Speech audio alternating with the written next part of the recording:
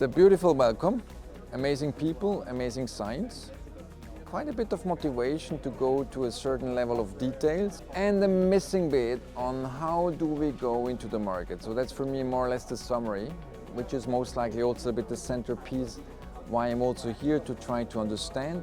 But it was definitely amazing good people, technologically wonderful institutes in different settings, brilliant scientists. And I'm really looking to start to think how we make out of that something closer to bring it to the market. We had very good meetings, a lot of fun, a lot of discussions, meaning we can start interactions, which is actually the major reason which we have to learn when we want to sell a project. It's not about the science itself.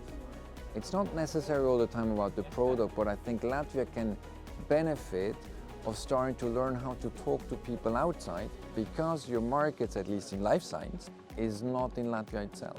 Es teiktu iespaidīgs pasākums ar ļoti dziļu atgriezenisko saiti un diezgan stingru un kritisku izvērtējumu no visiem punktiem, gan no kolēģiem, gan no paša mentora puses, tā kā diezgan iespaidīgs. Ļoti man patīk, jo ir redzams, ka cilvēks ļoti pieredzējušs, izglītots ar 20 gadu pieredzi, kurš ļoti daudziem startam palīdzēja iziet no laboratorijas un sasniegt tirgu. Mani pirmie iespaidi ļoti labi. Es domāju, ka tas ir vērtīgi jebkuram zinātniekam, kurš domā, kā savu produktu ieviest reālajā dzīves praksē.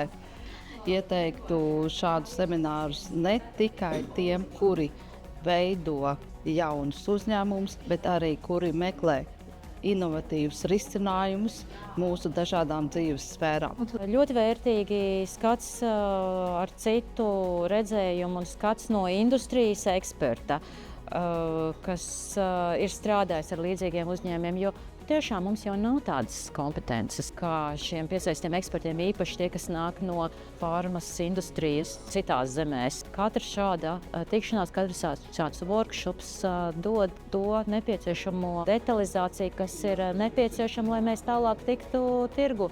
Un arī atgriezeniskā saite no kolēģiem ir ļoti svarīga. Es uzzināju daudz vairāk, nekā es biju cerējis uzzināt, īpaši par blakus jomām, kuras pašlaik nestrādāju, bet es domāju, ka tā iegūta informācija var noderēt arī turpmākajos pētījumus. Atvert acis nedaudz uz citām tēmām, kādu veidā izmantot savas kompetences. Vienkārši uzzināju par vairākām iespējām, kā komercializēt produktus,